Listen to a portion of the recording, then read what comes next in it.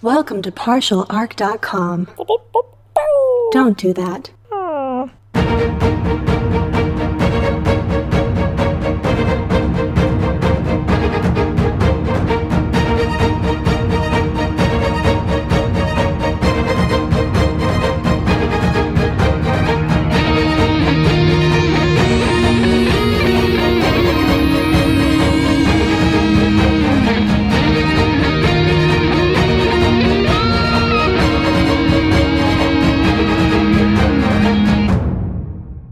Welcome to Wrath and Story bonus recap of Season 2. I'm Jay. I'm here with my, typically, my co-captain, Andrew Dickinger. That's me. And often our Servo Skull companion, or Grand Vizier, or whatever name we gave you, Daniel Fernandez. That is me. Hello. Hello. But I'm not actually a skull. You're not actually a skull. Right now. The curse could wear off anytime. But we're just three normal humans on the planet of, let me see, the notes say Earth. Cool. All right. I'm into this. So we're here to do the recap of Season 2. Yes, we call them seasons, of Wrath and Story. And this was a long I one. think it's sort of funny. Jay just mentioned before we started recording that we've done this season for like 2 years now, I think. There's a lot to unpack. We don't do a very good job of breaking these up annually. We're just like, oh, yeah, I guess we'll just keep running this one. That's fine. We do it the right way, which is we wrap it up when it's time to wrap it up. Of course. It's the Pearl arc, the classic Pearl arc. Except it wasn't even really the Pearl arc because you did stuff before the Pearl too. So whatever. Yeah, well, it's all building to the Pearl. I mean, serious listeners will go back to episode 1 and they'll hear Daniel tease out that Pearl. Of course. Yeah, right, Daniel? I mean, this is how all of television should be banked on and bankrolled, is that there's no discernible beginning or end. It just starts when it does and ends when it needs to. Indeed. To be fair, time also has no meaning because we had a little COVID hiatus. That's true. Too. We did have the hiatus. Yeah, the season was packed with so many eventful things, like a pandemic. How exciting. Yeah, like the complete fracturing of American society. Oh, the memories of it all. Anyways, we're going to start going through the recap of the season, and this is going to be based off of some wonderful questions that our Patreon backers, all of you, submitted on our Discord, which is marvelous. Thank you so much for taking the time. If y'all don't mind, I'll kick off with the first one and ask this question. I think, believe it or not, Daniel, this is directed at you. This is from Speebs01. Oh, nope. I think that's the date it was submitted. I'm good. I'm good at this. It's just Speebs. I thought his name was Speebs01272021. What a name. He really loved that most recent date. Well, Speebs, thank you for submitting your question. The question being, were there any encounters or puzzles that Jay/Andrew completely skipped through their bullshittery? That's something we never do, Andrew, right? Oh, of course not. I'm assuming everything we did was exactly according to Daniel's plan, which will be confirmed by his answer right now. I mean, actually, kind of. So I've reached the point with you guys where I try not to overplan anymore. Because when I do that, you just avoid it. Well, what you're saying, this is coming from like a man who suffered trauma. You're like, I've just been beaten down for so many years that I just don't expect anything anymore, and why bother? This is what we call coping. Yeah.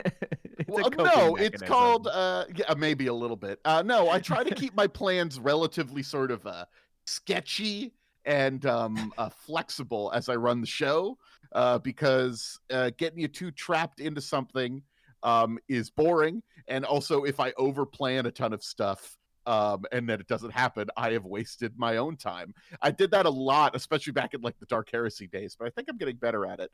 That being said, right at the beginning of Wrath and Glory, not Wrath and Glory, Wrath and Story. Yes. The Wrath and Glory system. We are not branding ourselves as Wrath and Glory. We're distinctly Wrath and Story, very different from that other name. Very different, yes. There was a time where they needed to find a map or they needed to find where the treasure ship was, and they were wandering around Port Wander. And I had about 7 different ways they could get a hold of the map, which was stupid because they only need to get the map once. Like, what was I even doing? But I had sketched out like a ton of NPCs on Port Wander, and I'm like, we're going to be coming back to Port Wander all the time. Like, we got to flesh out all these NPCs. It's going to be great. And then turns out, like, oh, wait, you know what's actually exciting is flying around the galaxy, going to new places. They don't need to go back to a home base. They have a ship that is their home base. So I would have loved if you just injected a bit in every arc. You're like, yeah, we need to land on this planet. Well, there's only one place I know that has a ship that could get us through this atmosphere, and that's Port Wander. It's like, fuck, we got to go back, I guess. We'll get our Port Wander punch card. They're like, you've docked with us 10 times, you get a free refill. And, like, there has been some stuff at Port Wander. Like, you had that ill-fated shopping trip there that one time. Yeah. And the market, I loved that. Ill-fated. Hey, we got some key stuff from that place. I got enhancements to a gun, so I can't break it as I easily throw it at things. And Andrew got a sweet light power armor suit. So I did. I think it was very successful. And I teased some stuff about the stuff I was planning for Port Wander, and then it was just like, it's more, we're doing this Pearl thing. We don't have time for Port Wander. Listen, all that I remember is we usual suspected the end of that adventure with that cop. That was fun times. I love Port Wander. But you don't remember, like, the secret Eldar living underneath it that called himself Entropy that wanted to break down? I guess you don't. Okay. Oh no, I remember that. But come on, if you can usual suspect someone, I mean, you got to do that. it. That is pretty good. The only other big thing that they avoided recently was the idea of, hey, we're gonna pit Ben and Cody against each other with some weird roles and some spurious use of technology. But it was fun, so we went for it. I mean, to be fair, it might have been one of the only times me and Andrew tried to creatively solve a problem. No, I appreciated it. That's why I had to go with it. We were like, you were so, again, we had been beating you down for so long. You're like, wait, what? They're trying to use strategy? Oh, yeah. God. Okay. All right. It actually accelerated the Pearl stuff quite a bit. It sort of made the Aeldari wake up all of the evil crushy robots a little earlier than I had planned because you kind of dealt with them. So then, for narrative expediency, the why can't I remember their names? The Aeldari Stompy robots. The Wraith Guard? The Wraith Guard? The Wraith Guard. Yeah. You mean the things that were horrifying and almost obliterated Andrew? Yeah, I mean, took half my face off. So that when you were rolling that shot and you were like, "Oh, he hit," I was like, "Oh, I think Andrew's just dead now." I was like, "These guns open black holes." Like, I mean, how do I survive this? It instantly took you into, like, dying. So, I mean, it just wasn't enough to double out your wounds. So, whew. Yes. Oh, and just one last thing, a sort of hint of what is to come. This is more of a looking forward.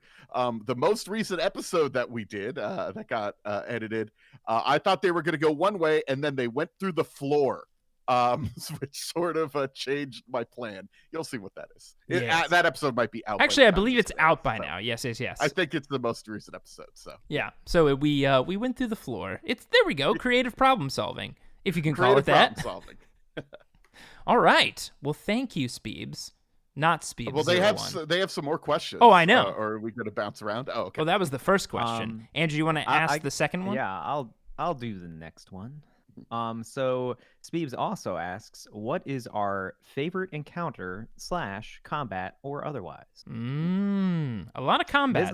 This is a loaded one because we're talking about 2 years of a show. There's lots. And it's just like favorite encounter. Like, what could that could be anything, which I love. There was a ton of stuff. Okay. Well, maybe we should go with, why don't we split this into 3 or 2? You took 2 and made it 3. How? You are a master of magical ways.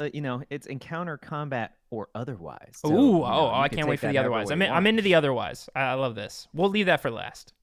So I guess we can just go encounter and then maybe combat, and then if you have like an extra thing, then you can throw that in there. Oh yeah, of course I will. It's an otherwise. I guess I'll go first. So my favorite encounter Honestly, it was fairly recent. It was in the what's that series of episodes? The Career Day episodes. I love. Okay, of the secondary characters that I've done, Balthus is by far my favorite because the idea of this just crotchety old man that's actually ridiculously powerful and going around with Kevin is hilarious in my mind, and his questionable use of psychic abilities with a young boy in the You audience. mean when didn't he make a boy forget that he had a dick or something like that? Yeah. Oh God, I forgot about that. How could you? I'm glad you just called like- out because that kid was maybe my favorite villain of all of season 2. Oh my God, he was so great. This little shit in the audience, but like that encounter and just like the embarrassment that we all had when it happened, and then we just didn't get rid of it was just in recent memory. That was probably my favorite encounter. Just the whole Career Day bit, but that was like the icing on the cake for me. The Career Day thing was just such a great idea in my mind. Like, and that was sort of accidental for a bit. It was what if everybody showed up in this? Yes.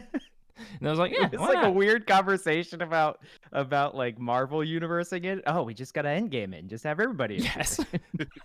And our end game is clearly the same level of stakes with a Career Day. I love it. Of course. That was not what I intended when I said, "Hey, let's have a Career Day." And then And we were like, but what if this? explodes out into like, "This is our Avengers," and I'm like, "Oh, okay." All right. Well, Daniel, what is your favorite encounter? I think there's a lot of them that I like. My favorite of all time is still the one where he fought the scorpions on the boat like 3 years ago. But we don't speak of spoons, Daniel.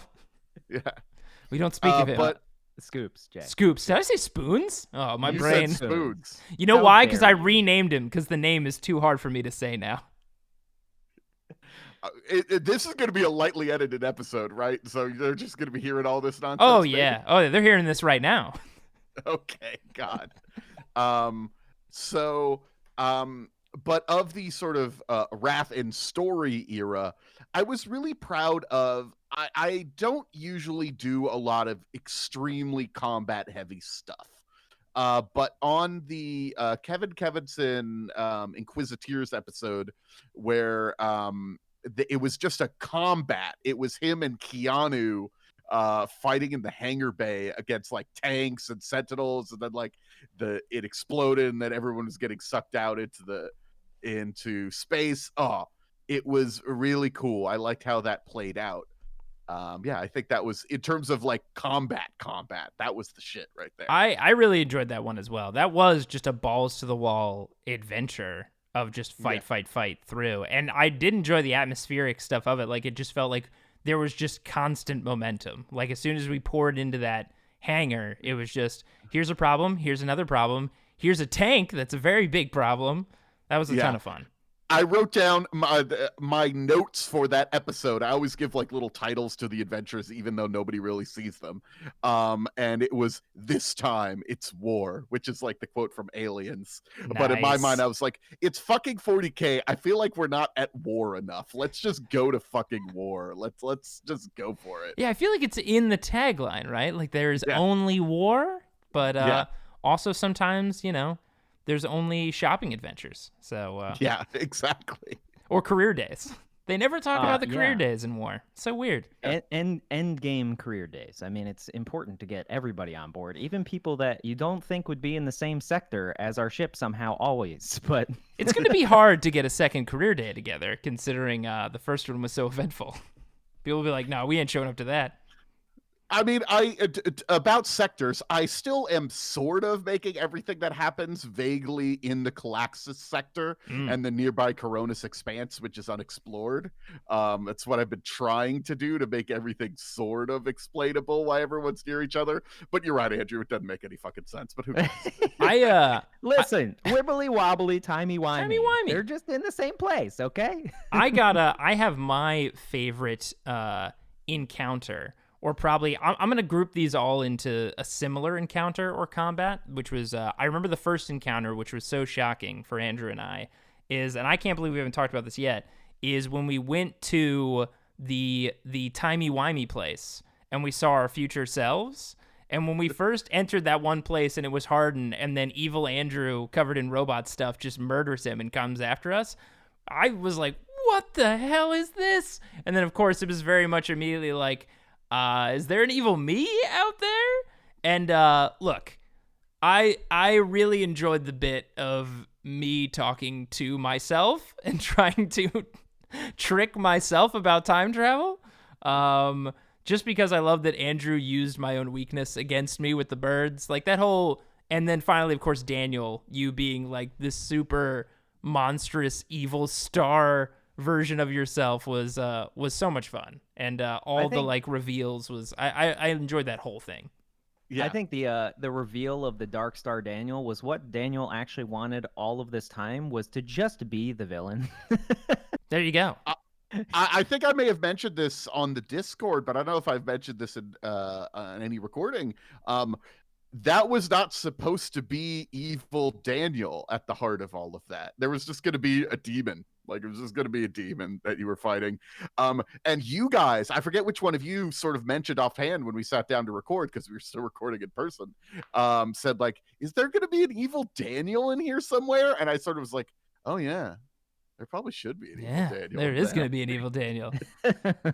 Yes, there was. I planned it all of this time. I love the last minute just tweak. That was so fun. It completed it, right? You know, there was the two of us. It was great. It was great. Yeah.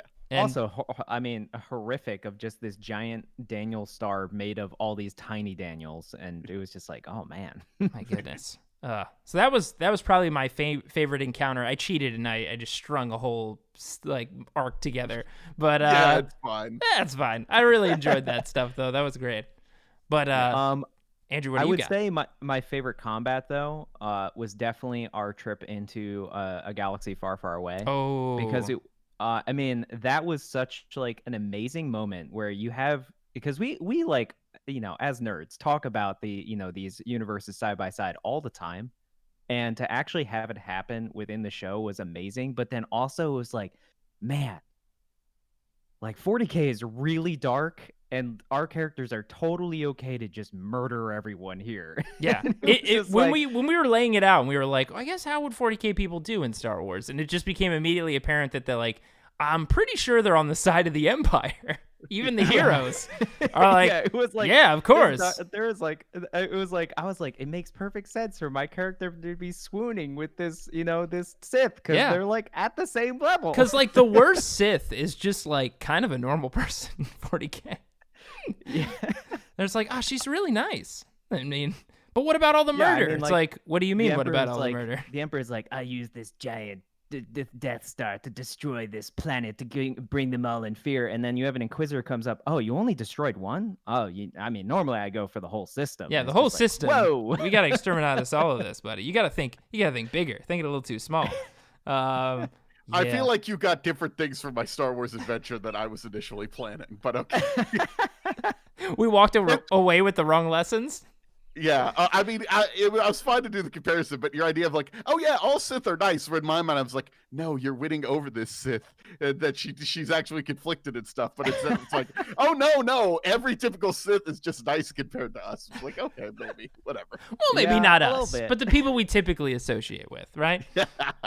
I mean, when you can pull the trigger on a nuke haphazardly, then you know, it's just crazy times. But that was definitely if we're gonna cheat this a bit and do an arc, that was my favorite arc, just because it was just an amazing reflective moment. I will say, of combat, the lightsaber bit was really fun, because it was very much like when it ignited. I know in my mind, we didn't talk about this obviously because we were recording, but I don't know if Andrew you were thinking. I was in my mind, I was like, what kind of AP does the lightsaber have? And Daniel, you were like, AP 10, and I was like, well, that checks out, I guess. Yeah, well, I was more thinking, you know, because I was going into game mode in the back of my head. I was like, we don't have any energy shielding. This is probably not going to go very well. Yeah, we're in trouble. But we made it. Daniel, what was your favorite combat? Well, again, I think it was the one I was kind of combining them together. The whole space station fight. The space station fight. Yeah, I think it was that one. That's fair. And I mean, it was pretty great. We fought a Layman Russ, which was awesome. Which was way more comical than I thought it was going to be. Yeah, I guess this has turned into encounters into arcs, which I don't know if that was the original question, but Whoopsies. whatever. It's there now. But yeah, that fight against the tank was also very wild to figure out how to do, and you guys just sort of crawling around on it and falling and missing, and just that was pretty wild. Oh yeah, I just remembered the Yuletide bonus episode was in this season. Man, I love that episode. Oh, God. Daniel, that was so much fun. I would say that of the ones you've written, Daniel, and that's not to say you haven't written a lot of great episodes, but of just like message-wise and just being so in the spirit, the Yuletide episode was just like a thing of beauty. Wait, the Ghosts of Christmas, Past, Present, Future, that one? Yeah. Yes. There were so many things. We were like, what are all these things that Daniel just did? And like, we don't know. Andrew and I actually don't know, but like the black ship and like the Legion guy, Legion of the Damned dude or whatever he was like, oh yeah. So I mean, crazy. The beautiful weaving in of lore and foreshadowing and everything was awesome. Really love it. I'm not gonna lie, I thought some of that foreshadowing would have paid off by now, but then we keep doing other things, and that's fine. And that's more of my problem with pacing, to be perfectly honest. Our bullshittery got the best of you, Daniel. No, that was a really good episode. But Christmas Carol is one of my favorite stories. Period. Well, so good. So, yeah, I mean, I enjoy that, and I do have a soft spot for any time we have like a little bit of drama with the goofs and the horror and all the fun stuff. Yeah. So that was really, that kind of wrapped it all up in one thing. And now, okay. Lastly, does anybody have any? Does anybody before we move on? Does anyone have an otherwise? Because I do. I think I'm good. I think we've talked about this. I have said my piece. Fair. But you could say your piece. Okay. I think I'm good. Well, my otherwise is only one thing, and it's the Rudderman. I just love that, Daniel, you let me call a person on the ship the Rudderman, and I don't know, I really I got a kick out of it. I'm sure not many people did, but I love the Orange Julius bit. And I did break Andrew with that, which was my favorite thing. It doesn't happen often on the show, but yes, that I remember now. I had a hard time recovering. We had to pause for a bit. That was one of those moments where we break character. I'm like, I'm sorry, I need a moment. It was just like the fruit was so low, and I was like, this makes no sense, but it's right there. Anyways, that was my otherwise. Like that fucking Aeldari hole. Yes, I forgot about the Aeldari hole. You know, kudos to you, Daniel, for riding along with us on some of the stupid shit we say. The Aeldari hole was maybe what I thought about quitting the show. He was like, what am I doing with my life? This podcast we do is trash. It's garbage. I don't know why anybody listens to it. Let's keep going. It's the diehard 40K lore fans is, why they stick around, right? They want to hear about those holes. So this next question, and by the way, we're doing so good on time. We'll be here for 5 hours. But some of these questions will be shorter. Some of these questions will be Speebs, shorter. you really broke the mold with these questions. But Daniel, this one is for you, so I'm going to read it. What's the hardest part of DMing the ship and its crew? Jay and Andrew are 2 players. The ship has a crew of 10,000. Any tips, tricks for fellow DMs? When it comes to running the ship, it's tricky. It's tricky running a whole galaxy. Generally, I think we probably have too many NPCs on the show, to be perfectly frank. Nah. But it just happens, and that is the fun of the show. We have this recurring cast of all these people that could come up, and that's fun. To keep it in line, at least for myself, first of all, I've tried to take notes. I didn't at the time, but I've been slowly sort of like backfilling in the notes from other things I'm saying. So just like any of the notable NPCs, I have their name and like a 1-line description of them and like why they're important. So I can try to make that work. And I also try to make sure they don't all show up at once. Ooh. It is boring to have the Very game master important. talk to themselves.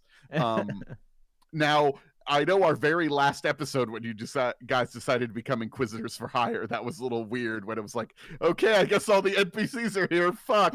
But generally, I try to keep them apart. Also, I will say, and we've done this a couple times, I'll be like, oh, it's that guy. Remember the guy? And I'll have to like go through my notes, and then we have to edit it out. What is that guy's name? He's got like a beard, maybe, or two eyes. I'm not sure.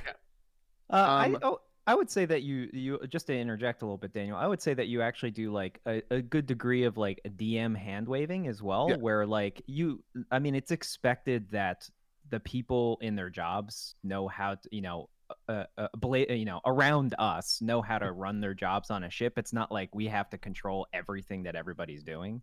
So you weave some narrative sense in there to be like, these people actually know how to do their jobs. It's these two idiots that don't. So the ship runs. You try not to have too many people show up at once because it just becomes a mess. The one thing that I try to do, this is something I do in my own, like my personal games, and I do it a little bit in this one, but it's a little different because of the nature of the show. But every NPC, I try to have them have like one distinctive characteristic that, like, when you think of them, this pops up. It's funny. I think of this because it's something my English teacher told me about Charles Dickens when I was in high school. That like he would constantly, whenever a character would show up, they would constantly be described the same way, like with the same words every time. And that's because it was like a serial novel. Like you would read it over the course of a long time because it's coming out in magazines. So you had to remind your audience, like, who the hell is this guy? And I just remember that one of the characters in Great Expectations, Wemmick, was always described as having a mailbox head. And I don't know what a mailbox head is, but that line kept popping up. I read Great Expectations like all of us did as kids, begrudgingly, a long time ago. But I'm sure it's great. But I never... It's no Christmas Carol. It's no Christmas I completely forgot that... I do not remember any, but I feel like I would have. Someone be like, and of course, mailbox head with his sheepishly mailboxy grin was staring at me across the room. But you're right. It's a really... I don't remember anything from that book. I just remember I hated it. It's not his best work. But what I really dug, what I try to do when I have the characters pop up is I try to have, like, if they say something, you should more or less know immediately who is talking. So when I have Hardin or Feoul who have an accent, despite my accent's not being particularly great, like, you know who it is when they start talking. Disagree. Feoul is a gem. And she is great. She's wonderful. But I also try to be like, even if the voice isn't changing, like, make it so, like, is somebody talking about money? Okay, it's probably Susan. Is somebody saying something about honor or fighting? Oh, it's probably Robon. You know, just the stuff like that. Is there somebody like trying their best but getting shit on? Oh, okay, that's Barnaby. You know, just something where you can immediately know who it is. R.I.P. Barnaby. Too soon, Daniel. How dare you? I just realized we do surround ourselves with some goofballs. We got Barnaby, we got Guybrush, but not Manbrush. He is a badass. Would never take our shit. Yeah. Or if Orion starts talking, you have to start talking too much and being kind of boring. You know, that sort of thing. I really do enjoy the crew because we've had some cycling out because obviously some were evil and the others died before we arrived. But I do like the new crew. I mean, I always enjoy our once per season interviews that we have, whether they be for a boat crew or a ship crew. I do always enjoy those, and you do come up with some really fun characters, so I appreciate it, Daniel. Daniel's also been extremely forgiving because we were supposed to choose between the two in the interviews, and we definitely wanted everyone. Really, so it's our fault. Makes it harder for Daniel. Oh yeah, speaking of encounters or puzzles that Jay and Andrew completely skipped through their bullshittery, that might be one of them. We're the captains of the ship. We can make the call. We don't like to make decisions, Daniel. Sounds too hard. I want to hang out with all these people. Why? Why do I have to choose? Where do they go? Go back to the engine room. I'll find you later. Maybe we don't need a jillion people on the ship. Nah, Susan will figure out the budget. It's all good. But yeah. All right. Well, we should probably move on to the next question. Daniel. Or we'll never get done with this. Yeah. Andrew, you want to throw this one out? Yeah. So AJ Dillon asks, Daniel, do you ever think we will see a role reversal where you will be an active player with one of the other cast members acting as a game master? Well, we've talked about this. Yeah, we've mentioned it a little bit. We haven't really gotten too deep into it, though. Yeah, I mean, time is definitely a factor, and that would require some careful planning. It's definitely not something that we are against in any way. I Yeah. mean, we've even played around with the idea of having guests back on at some point. Yeah, it's Well, there's some questions about that later, so. No. We'll answer it all now. Take that, future question. No, I agree. Like, I think with a lot of the stuff, we stumble into some of the funnier narrative beats that change up the show. Whether someone like randomly is like, I guess I'm gonna die now, or I guess I'm a boy space marine now.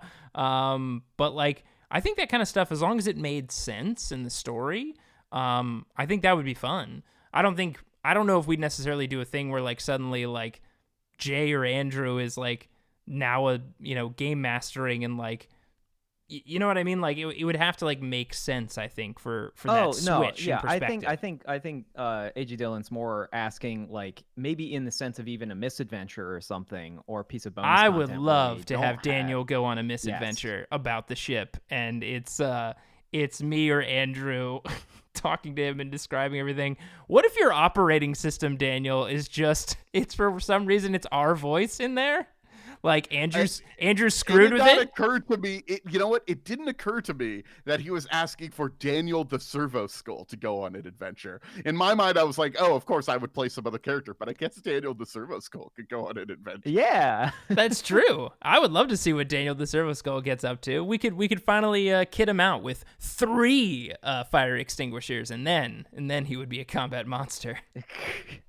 Yeah, I would be down for it. I know, Jay, you have experience being a game master, in particular for like a podcast. I don't know, Andrew, I think you've been game mastering before. It is tricky to do it for the podcast. And I love to do this. Like, I usually am a game master in like all the games I play. At least it's a thing that I've been doing for a real long time and really love to do. So I'm down to keep doing it. This is not me trying to say that you guys couldn't do it at all. This is just me saying that, like, yeah, I like Daniel? doing it, so I don't mind. Daniel, are you afraid to be a player? Are you afraid? Are you afraid to take the reins out of your hands? To give up that control? It's all right, Daniel. You can give up the control.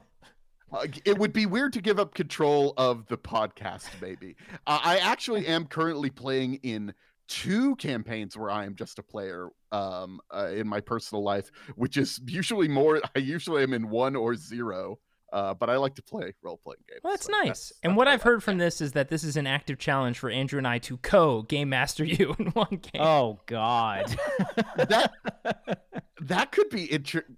Maybe we should. maybe we should discuss some of this off the air. But maybe like we just get a new party of which I am one of them, and you two just run it. Oh, no. We're doing this live. We're gonna workshop this bad boy right now on the recap. No. I agree. Man, maybe we could do it like the 2 old man Muppets in the audience that are always commenting on it. Oh, you know what? Stadler and Waldorf. You know what this is? Ideas abound. I'm telling you what it is right now, and I don't care if this is what it actually ends up being. Because Career Day went so poorly, we've been told by the staff that we have to make it up to the kids, so it's a puppet day. So me and Andrew come down and we tell a story. Oh, man. Okay, you guys can figure that shit out. We've done it. We figured it out. Look forward to keep correcting future. Each other. That's not how the story goes. To future bonus adventure puppet day. Oh fuck! Have the game masters have you two be game masters, sort of telling the story and just constantly disagreeing with the world. That could be. And we alternate. At the game mastering in the middle of the game. Oh, this is an epic idea. Just be prepared, Daniel, that all of my characters that I describe will be described as having a mailbox-shaped head. And of course, no, they can't all have it. It has to the be mailbox-shaped. The mailbox-shaped Tyranid comes in. Daniel the Servo Skull comes out, and he has a mailbox-shaped head. I want to do this right now. Okay. All right. We got to move on. Next question. Because AJ Dillon still has more questions. And up next is... Daniel, you want to ask this this one? is for you two. Ooh. Yeah, we were talking over each other there, so I don't know if we want to go back or just now keep we going. have to. Oh, fuck. Okay. All right. Shit. What did I say beforehand? I don't know. I'll just say. All right. Next question. Yeah. Okay. He can cut it. Say that, Andrew. All right. Well, next question. All right. Well, there's a question for you and Andrew here. So it's also from AJ Dillon here. Are there any character concepts the players, Andrew and Jay, that they had as backups that they would like to share? I mean, Okay. I have some, two of which we've already used. So Yeah, I would say that a lot of the characters that we have as backups end up becoming characters in misadventures a lot of the time. Oh yeah. Balthus was definitely one for me. Kevin was very obviously one for you. Yes, he was my number one. When Jay died, I was like, in Dark Heresy, spoilers, I guess, for somebody who was gonna listen to this series out of order. But yeah, like basically Kevin was that. I was like, well, Jay's dead. That's very sad. I was like, but now I get to bring my little boy magician in with Kevin Kevinson. Well, and then after that, when Kevin left, you had Oh yeah, this was a bit. This character basically, Shepard Toombs is who you're thinking of. Shepard yes. Toombs was a bit that I've wanted to do forever that just became a character, which is a thing I do often. Where I'm like, I think of one thing and I'm like, that's funny to me. I'll just make a whole thing around this one joke that I enjoy, which is that Shepard Toombs is Sherlock Holmes if he killed people, which is a consulting assassin instead of a consulting detective. And I still really love Shepard Toombs. He's fun, and that whole adventure worked out that like you were like my Watson, which was really funny.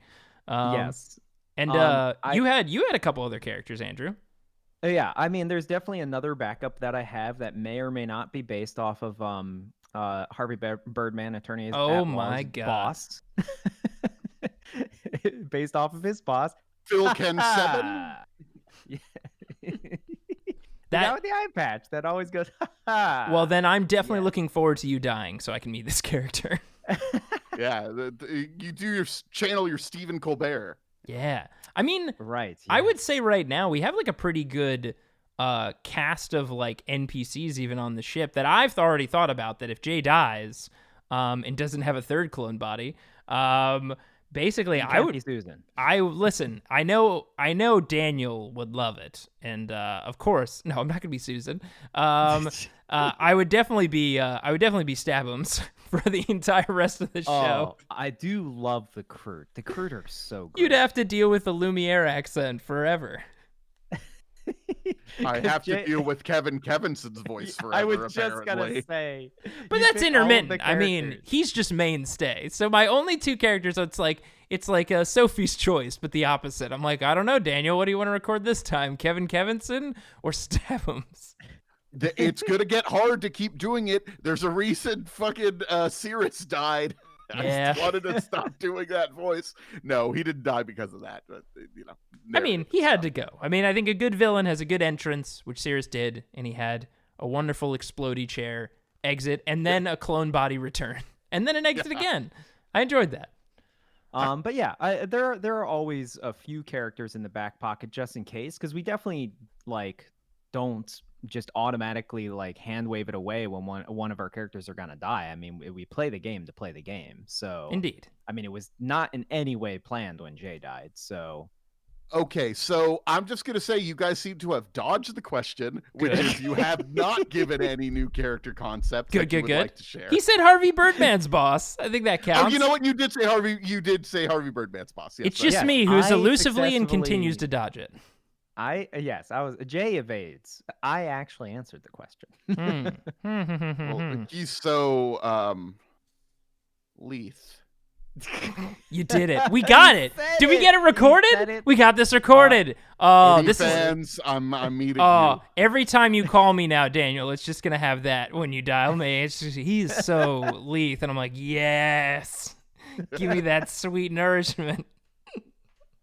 All right. I can't believe that you guys had so much trouble with the word plinth. It's a totally normal word. Wait, hold on. Hold on. That didn't even make it in the recording, I don't think. I remember you were like, we were asking like, what is this again? You're like, it's a plinth. And I was like, a plinth? Oh, wait, did that not? I don't know if I don't think that made it. Into the that might have made it into the episode, but there was definitely, I think, a side discussion where I was like, what the F is a plinth? I don't know Hold, what this hold is. on, Daniel. I take offense. You said you guys. It was clearly one person who had such a problem. No. It's It was both of us. It's like the old D&D joke about like you encounter a gazebo and everyone's like, "Oh no, what kind of monster is that?" You know. That's true. And for all of our non-Wrath and Story historians, which there are many of you, we're referring to when we fought the Farseer in the most recent adventure. And he was on a plinth, a thing that I didn't know what it was or very easily how to pronounce it. But now I do. I've come so far. Look at my own character arc, guys. It's big. It's fine. It's fine. I'm just razzing you a bit. And I didn't It's answer the okay question. to not know things and then learn new things. I didn't Remember answer that, the question. everyone. I will try to attempt. I have like funny bits. I kind of answered it before of like characters, ideas that I like. Like I love the dichotomy of a Lumiere voiced brute cannibal. He's not a cannibal. We know this is true, but he'll like eat anything. And I just love that concept. So like I have like just small goofy bits around and I'll just like wrap it in something that makes sense. So I don't have one just like at the ready. And I think it's mostly because I'm just ready to fall back on that sweet stab 'em stuff is what's happening. Okay. All right. So right. we've got another question. This is for Daniel. So for Daniel, what do you think your main inspirations for the story so far have been? Okay. Anime. Video I games saw that that- are based off of anime. Okay. I will. Okay. Call So- you out a little bit there. Well, so they're not based on anime is the thing. I like Japanese like video games, but actually I don't really watch a lot of anime. Okay, I wrote a list for this question. When we were okay. He's so prepared, and you've completely thrown him off. I flustered the hell out of him with that. No, Okay. Daniel, this is all you. Okay, so I use a variety of sources for my inspiration. Though actually a lot of the adventures that we do are variations on published 40K material and adventures that I make my own by spinning them a lot. But usually as like sort of a foundation of an idea. I use some of the published Fantasy Flight published so many damn 40K modules, a lot of which are bad, but there's like some good ideas in there you can pull out. But in terms of outside of it, yes, Andrew, some Japanese inspired video games. In particular, I've used a lot of the Persona series of video games. We didn't notice. So Yeah, you didn't notice. Yeah, Persona 5 was more popular than 3 and 4, so people might know about Persona now. But Persona, it's good shit. I also another inspiration is the Venture Brothers. Maybe not Yes. directly, but in my mind, that is the tone that I feel that we hit a lot. Is sort of a Venture Brothers-esque sort of Well, thing. I mean, it's great material because I love the Venture. I was gonna say Brothers. I never thought of it that way, but you're pretty spot on with that. We do go for this. Is me not saying we're as good as the Venture Brothers. That's not what I'm saying. Oh, but God, like no. the tone is. You're right. It's very much in that tone. So that's a spot on call, Daniel. That is a tone I try to work us towards. Venture Brothers canceled too soon, even though it's been on for 14 years. Why couldn't it go forever? Why? Yeah, or just give them something on HBO Max or something. Double damn it. Well, that's Fucking, there was a cliffhanger at the end of the season that whatever. Okay. Welcome to Venture Bros recap. We're starting with season 1. I want to give you if you don't know the spoiler at the end of the season, it's No, don't. wild. I haven't caught up. No. I haven't caught up. Yeah, whatever. Also, in terms of more 40K, I aim towards. There's so much published 40K stuff, and I find so much of it boring. Everything about the Horus Heresy, I'm just like, yeah, no, they sure fight a lot. And I mean, that's cool. Like, I know a lot of people like that stuff, and like The it's just setting not is for me. always war, Daniel. You're like going in here, it's like, man, I hope this book is about some romantic intrigue. I'm like, But they're also, shooting like, the each Horus other Heresy, again. like, you know how it ends. Like, how are there like Well, 50 books about the Horus? well, that's the Heresy? thing. Like, Here's the thing about the Horus Heresy. What I've heard, I haven't like read all the books, but there's like really good nuggets in there. But there's, like you said, there's so many books that like you're gonna hit some duds along the way, and there are duds. But there are really lot of filler, there's really yeah. good ones in there too. And trust me, I'm a guy who read a ton of Star Wars expanded universe novels. I get it. I know about there being a lot of stuff. You gotta dig for those diamonds. Most of it is bad. You know, and to answer your other question though, how they're kind of doing the Horus Heresy. This is off topic, but I do want to answer this. Is that like the whole like beginning and end, right? Horus bad, Emperor get horribly wounded, and Sanguinius dies. Spoilers, I guess, for anybody who didn't know that and is reading that series. But like, basically, like, what they're doing is they're filling in the stuff in between, which is interesting. Of like, you just know the broad strokes. You don't know like how did X lead to Z, right? You don't know the Y in between, and it like fleshes out the characters and their motivations. Did they know they were gonna die before they went to die? Like, there's some cool stuff that they do with that. And again, I'm not trying to sit here and say that you're dumb if you read the Horus Heresy books or something. You know, different strokes for different folks. I read one of them randomly from the library and couldn't get through it, and then wrote the whole thing off, even though I haven't actually tried them. So, you know, Andrew and I certainly have a recommendation. It's not the Horus Heresy, but we love it. What is the series called, Andrew? It's the Soul Hunter series. I believe they're written by Andrew Dembski Bowden, right? Yeah, and Andrew Dembski Bowden. Yeah, the Soul Hunter series is specifically about, it's post Horus Heresy. It's in current 40K, and it's about Night Lords. Yeah, I think it's often referred to as like the Night Lords Omnibus or whatever. It's like 3 books. It's very good. You should check it out, Daniel. It's fantastically well written, and actually has like some very good human characters alongside them and stuff. It's actually very good. It makes you care about people that just murder and skin people, which is surprising somehow. Yeah, I guess you have some conflicting feelings, that's for sure. I'll have to check those out. But in terms of my inspiration, the 40K inspiration I go towards outside of like published modules is Sandy Mitchell's Caiaphas Cain series, which I think I may have mentioned before. Caiaphas Cain, hero of the Imperium. There's like 10 books in the series now. Wow. And a bunch of short stories as well. And some like exclusive audio stories I think you can only get on Audible. It's weird, whatever. Games Workshop, it's their licensing, whatever. But it's all about a commissar of the Imperial Guard who's just trying to not die. It's all about like he's very normal and in a ridiculous situation. It's sort of like it feels very British in its humor, but it's very much like, oh man, fucking we're always at war, huh? Man, we just gotta, like, he's like, I want to get assigned to the artillery division because they are the furthest away from the fighting. But I don't want to be part of that. Or like he's like, commissars are always shooting like their troops in the back.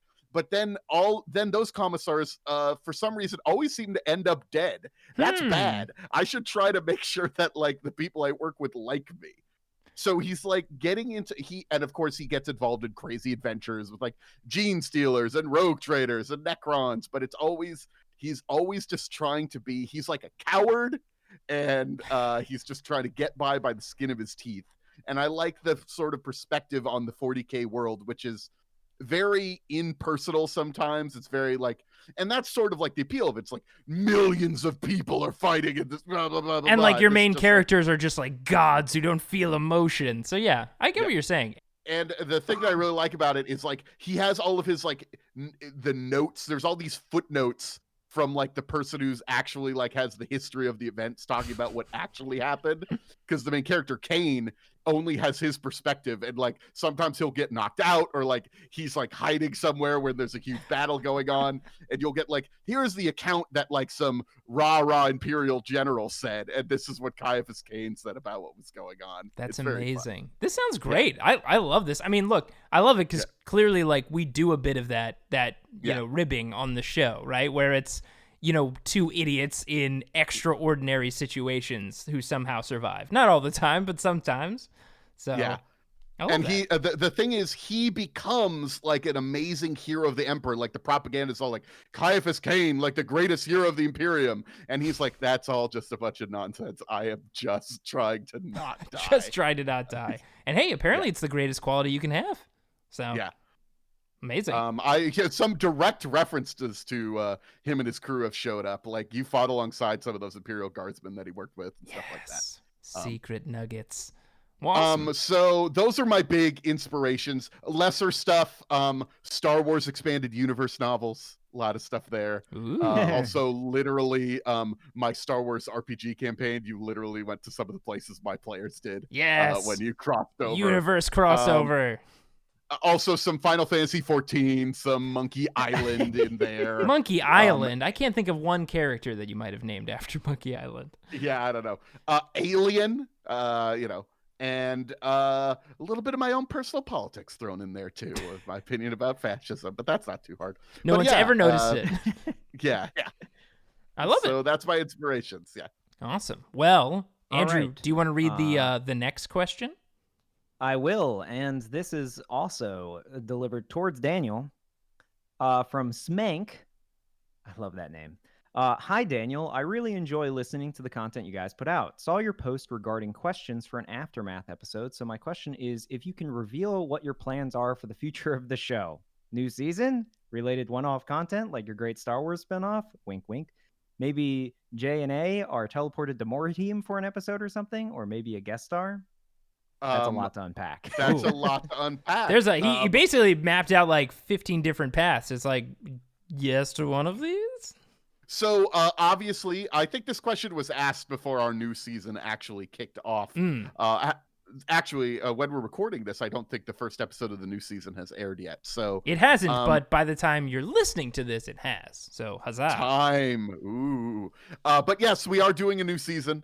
We're starting right off. We're not really taking a break on that. So there will be more Jay and Andrew, just in a slightly different way, as Inquisitors for Hire. Yeah. Christ. But yeah, new season. One-off content, I don't think we just put together the puppet episode. So, I mean, I think we got that one nailed. Nailed it. Well, I feel like when we were talking about the Star Wars thing, wasn't there another like universe we thought would be hilarious to step into? I feel like Star Trek would be disastrous because we would like it would be real bad. Yeah. Like Star Wars is at least the best. I'm not saying that Star Trek isn't dangerous, but like comparatively to 40K, it would be like we went to a vacation planet again. Be like, oh my god, the food is just like, we can go into the holodeck, we can like, food just appears. Like, this is incredible. It would be, I guess, a little more, depending on the timeline in Star Trek, it would be a little more off kilter, probably. There are definitely other universes that like we could step into. I mean, one that we had discussed before was just like us getting zapped into Warhammer Fantasy. Like that's what a Mordheim is that he's talking about there. Yes. Yeah. So like that would be that's fun. definitely something we've thought about. I think there will definitely be some teleporting to other dimensions. I'm not abandoning that idea. I'm not gonna lie, my Star Trek knowledge is, I feel like I don't know enough about Star Trek to run a Star Trek game. And maybe that's just me, and I should just be more confident. But I'm like, but I don't know enough about through a Star Trek game. You can run a Star Trek game. Go ahead. Ooh. Well, I think there's some options there though, for sure. And the guest star, I will say, I'll comment. We've thought about it, and I love the idea of it. It's just very difficult, right? Because especially right now, where we can't even, we'll pull the curtain back a little bit. We're not even in person, right? It's hard to do that, right? You have to get the mic set up somewhere else for an additional person. And I don't know, we've done this for so many years with just the three of us. I feel like the back and forth is we slip into it a lot easier. And when you bring a guest in, like, you have to kind of get that rhythm right again. So if there's the right guest and the right story, I think it could make sense. But I don't know, just speaking for myself, I feel like it's tough right now. Yeah, I mean, we keep talking about guest stars. We've never really pulled the trigger on it because of all sorts of reasons. COVID has made it trickier. Though in some ways, figuring out how to record remotely like this might actually make guest star more doable. Because they wouldn't have to come to us. Though we actually kind of pride ourselves on having a pretty good audio quality. So we'd want to make sure that, because I've heard a lot of podcasts and like guests come on and like sometimes their mics sound like trash, and like it's that's fine. Just a reality. Our guest star will just be like a machine spirit stuck in a refrigerator that's come to life. Yeah. Although my brother does occasionally mention that he'd like to show up again. Oh, from I love one that time. character. We should say who your brother is. He played our Black Templar, right? Yeah, in Wilhelm. our short little Wilhelm. It was your Yeah. brother Nathaniel, right? In our No, short it was little Michael. Oh, it was did Michael that came on. You're right. Yeah. That in our short little Space Marine adventure. Yeah. I think I was the leader of that team. Yeah. The heavy bolter. Yeah. I think so. Yeah, that was a lot of fun. That was back. That was back in Dark Heresy. That was way back in the day, and that was a very different sort of show we were doing back then. How about this? Who should be on the show? Do you guys have any ideas for guests? Like, is there somebody that you know that you think would fit really well in the show? Let us know. Maybe we could try to reach out and figure out something. Yeah. Henry Cavill. God. I mean, we'll make it work. We'll fucking make it work. I don't care. I've actually guested on a couple of podcasts relatively recently over on my friend Eric's sort of Dice Fiends network. They're very different sort of shows, very different sort of. They're an actual play, but a lot looser and than what we do. Looser than what we do. My God. We're pretty edited, actually. Like Christ, I don't know. I know some people may have heard the thing where I was on the Gamerverse episode that he was doing there. That is the loosest role-playing game that I've ever been a part of. It's worth checking out, but it's weird. It's also different because he's like, I was playing with a bunch of people in their 20s, and it was like, oh God, but I'm an old and like I'm an old now. I'm old. We're all old men. No, we're only in our 30s, but you know. No, I get it. I get it. I think honestly, what I would like to do is it would be great to have some not cis white dudes on the podcast. It would be really cool to have that. That sounds like an interesting idea. Yeah. But in general, please, if you know somebody that we should get on the podcast, I don't know, fucking you reach out on Twitter. I don't know. No, let us know. We'll try to figure it out. Let us know, Smenk, or should I say Henry Cavill? We know who you are. I mean, get on this show. Mads Roeder, actually. I know his username was Smenk, but I think fair enough. That's just another red herring. It's actually Henry Cavill. Yeah, it is. Layers upon layers. But appreciate it, Mads. Great question. I'll do the next one. We've got Captain Brownskin. He says, hey, Daniel. He's got a couple questions for you. So at the end of Dark Heresy campaign, that was our season 1, Andrew was wielding a monstrous thunderhammer / shock maul thing that was never really addressed in the beginning of Wrath and Glory, our Wrath and Story beginnings. Did you just kind of hand wave that? What do you got to say about that, Daniel? He's got you. I might blame Andrew for this. I would, and I would too. So okay.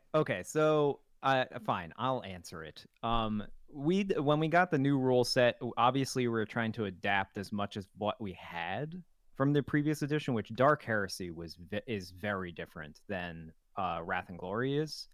And turns out the shock maul by itself is like ridiculously powerful. Mm-hmm. And a Thunderhammer can only really be wielded by someone like in power armor, and I did not have power armor to begin with, so the shock maul kind of just worked. Yeah, and it's the most powerful weapon in the universe. So there you go. That's a good answer. I'll give you my answer. I forgot. I didn't remember. We're so good. We're so good at keeping all of our stuff straight. Like it kind of, it really though, it kind of became like a thing, you know, just this idea of the most powerful weapon in the universe, and like the shock maul really has never failed. It has never really been a reason to upgrade it further. Mm-hmm. Well, Andrew, I will remind you, what was the last thing we saw Andrew doing at the end of season 2? Modifying a shock maul, perhaps, or making a new one. And I'm wondering if, and then we're gonna start it, and it's not gonna be changed. All I'm saying is we've now maybe twice ended seasons with the shock maul's gonna be different, and then it's not. So we should again. I blame this on Andrew. So what? Maybe Andrew in game just realizes the revelation that perfection cannot be made better. It's true. So... Or it's got a secret. Well, then maybe stop teasing it. No, okay, whatever. No. We all know it now has a secret button. But what's that secret button do? We have to find out. No, it's a great. I think we solved it. We figured out what happened to the lost hammer. But here's one that we kind of already addressed. I have a funny answer for this.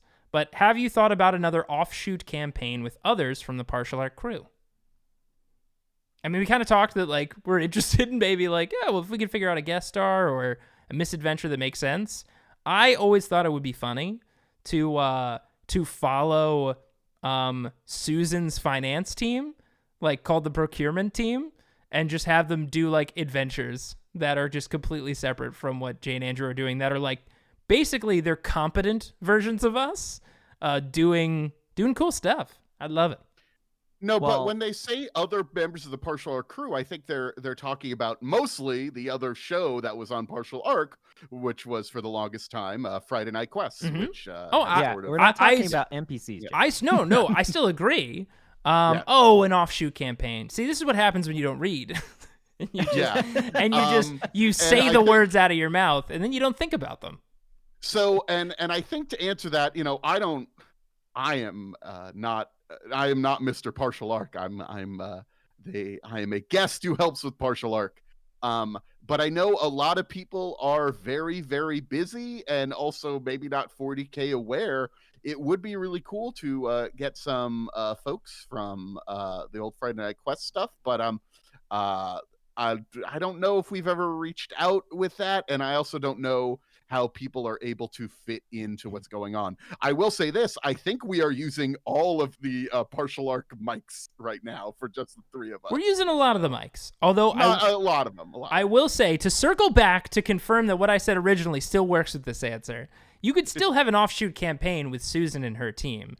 And to me, like, there's probably a lot of people listening here who might not have listened to our Friday Night Quests. Please do. It was tons of fun. Very long campaign. Daniel was in it. He played a very fun character. I won't give anything away. I also, if you want to hear me GM not 40K, I GM'd a couple of things. D&D adventure and a gumshoe adventure. Yeah. But I was going to say, it would be amazing after all of this, hearing Susan and kind of her tone and her style through your voice for years, to then have Kelly come back and play Susan in the offshoot campaign in her same style that she played Izzy in Friday Night Quests, and just be like, what the hell? This character is very different from what I imagined she was before. I would love that. I think the other thing, maybe edit this out, I don't know, Career Day, we've already established, like, people crossing over to other dimensions, like Sweeney or somebody, or like it could literally show up on the ship for an episode or something. Cross podcast universing. We shall have to see. And guess what, Daniel? We didn't edit it out. It's in the episode. Okay. But yeah, that actually, when talking about guests, maybe we could screw around with that. I don't know.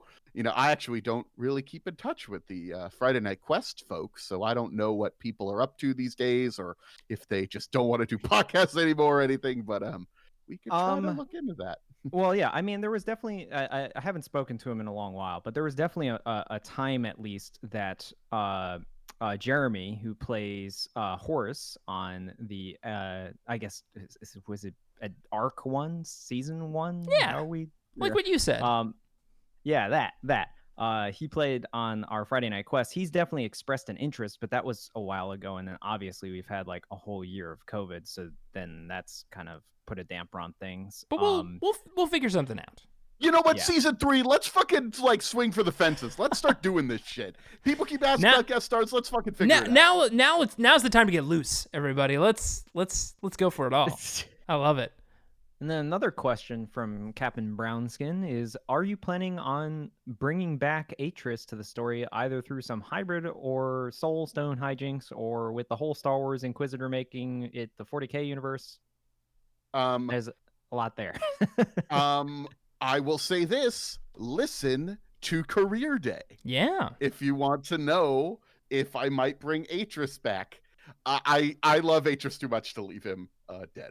So he will probably come back some way or another. You were very subtle with that, Daniel. You didn't give anything away. I didn't say how he came back. Jeez. Yes, listen to Career Day. It's very surprising. He's very attached to that character, and for good reason, and he's like a very clever villain and stuff, so yeah, he will probably... I love Atris, and I will say, if he ever did come back, and if he has already on a thing that's recorded and posted on Patreon, it was very surprising.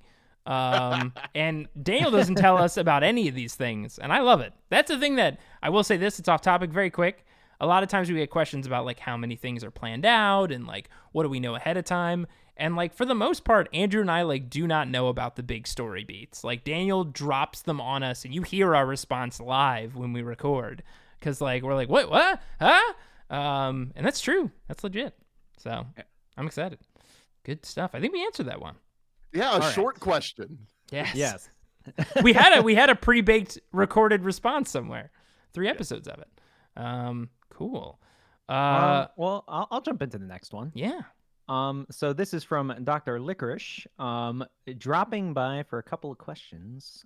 What do you guys consider to be the biggest strengths of Wrath and Glory? Biggest strengths of Wrath and Glory, the system. Ease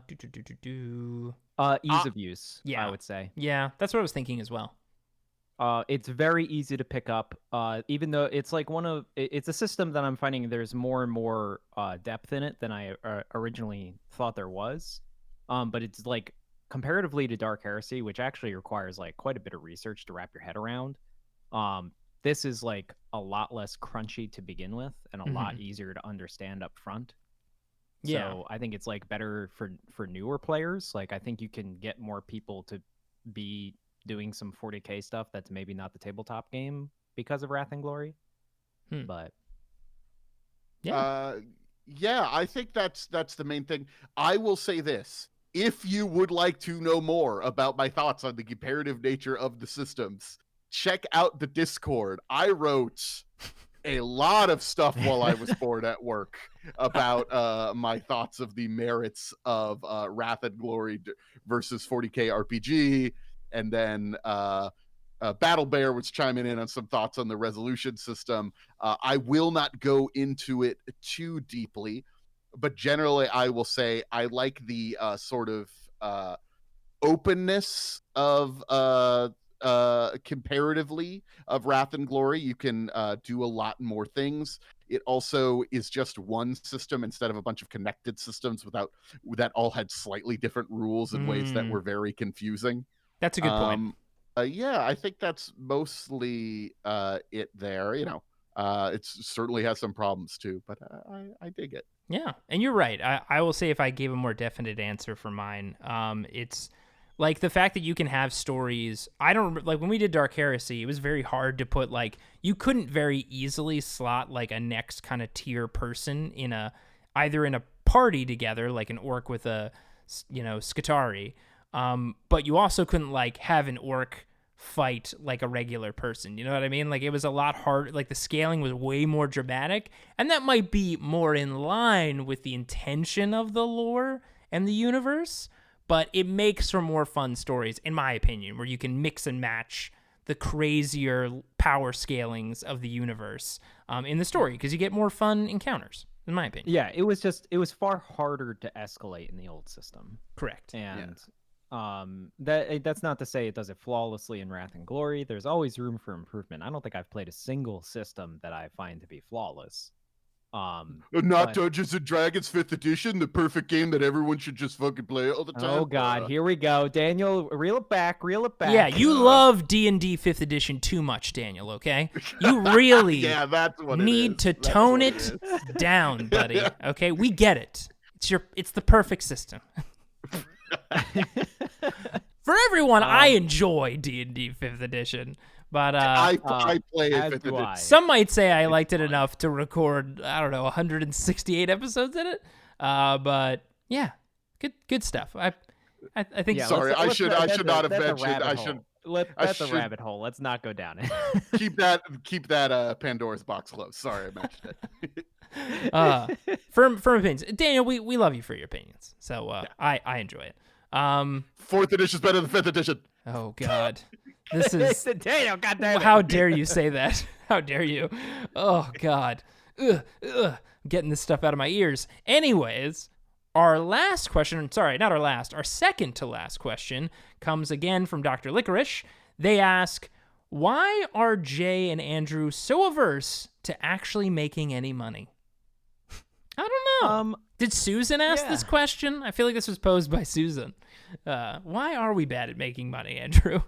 Well, I mean, yeah, I would say that our characters aren't averse to it. I think that we just don't like the direct intentions of many of the characters towards how they make money. I mean, we weren't like totally okay with hooking a whole bunch of people on narcotics. Yeah. But also we didn't want to die as our characters. So I would almost say that we're not averse to it. We're just bad at it. Or for example, my character, for Jay, he just literally doesn't understand mostly like the monetary system in general and doesn't think about money often. Like, for example, we promoted multiple people to different positions on the command council recently through those interviews without thinking about budget or any of those implications. So I think it's just that we just don't think about it often.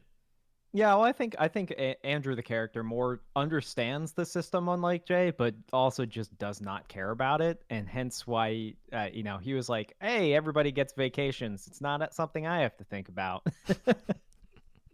Which I'm sure Susan the character would love, but I mean, listen, we need to keep creating foils for ourselves with Susan, and I love it. I love the fact that Jay and Andrew are just mostly bad at this. We nail it sometimes, and I think that's the important thing. Like, we will somehow just squeak by and nail a big haul every now and then, but for the most part, inept. To be fair, I am constantly giving you opportunities to make money, and you guys do the moral thing and do the thing that doesn't get you money that would hurt people. So give you a little bit of credit on that, and also maybe blame me for being cynical about the acquisition of wealth and the hyper-capitalist it's never like version of rogue traders. It's never like a good business opportunity. It's always like, you could make a ton of money and kill all these orphans. That's how the universe works. That's because all profit is theft. But listen, Dr. Licorice. It's about the journey, not the destination. You know what I mean? Yeah, and we somebody else handles that. Her name's Susan. Awesome. Well, Daniel, do you want to read the final question? We got one more question. Dr. Licorice added one more question a little later on, just earlier today at 11:22 a.m. Nice. Who asked, who has the real claim to the office chair? Which I assume is the throne, the captain's seat, right? Oh, no. It's the chairs that we all have to sit on while we record. Oh, I would say... No. We figured it out, each of us individually, who own those chairs. I think there's only one right answer here, Andrew. There's only one right answer. Okay, we're going to say it on the count of three, right? Count of three. Okay. Now, it's going to be after three, so it's not when I say three. It's right after, all right? Uh-huh. So there's no go. It's not going to be 1, 2, 3, go. It's going to be 1, 2, 3, and then the answer. You good? Okay. Now, are you sure? 1, 2, 3. Okay, let's do it. This isn't an episode. Here we go. 1, 2, 3, Daniel. Fail. What? How dare you? Nah, I'd totally report to Daniel. I would totally report to Fayul. But in my opinion, Daniel, both in GMing, but mostly, I feel like Daniel's the only one consistently in the show. I mean, he, of course, knows everything that's going on because that's, you're GMing. But I don't know. Daniel, as the Servo Skull, kind of has the right idea and has a lot of stuff together. I would say the issue is Daniel does not need a chair. You're right. Yet. Yeah. Ooh. Yes. Upgrades. Season 3, baby. Daniel 2.0. Yeah, season 3, we're making big changes. Daniel's getting legs. We've committed to a lot of crazy things on this Aftermath, I will say that. Guest stars, going to another universe, Friday Night Quest people showing up. We do a puppet show. It's all happening. It's going to be big. It's going to be big. Please, none of these are promises. Please make note. Everything that we just said is a maybe. Is a maybe. Well, I think we did it. I think we did the old season 2 aftermath recap thingamajig. Yeah. What do y'all think? Maybe we could do these more often. This is fun. Yeah, I love it. Yeah, we should do it more often. This way we can remember most of the things that we're recapping and discussing as an aftermath. Yeah, not be recapping 2 years of a campaign where there's so much. Yeah, there's a lot of characters, a lot of scenarios. Oh boy. Well, all right, y'all. But thank you for listening, everybody. We wouldn't have a show if you weren't listening. Indeed. And thank you so much for giving us all of these questions to answer. They're a lot of fun, and we love the interaction with you, the listeners. So, if you have any more questions, you can always go over to our Discord and ask us anything you want. And we promise we'll answer them maybe to the best of our ability. Yes. That's a good point. The questions do not stop and the answers do not stop. We're doing it live every day in the Discord, so we'll see y'all there. Yeah, like I said, I wrote a goddamn essay that I probably shouldn't have. And it's all there forever. All right. Yeah. See you later. Bye. Bye. Bye.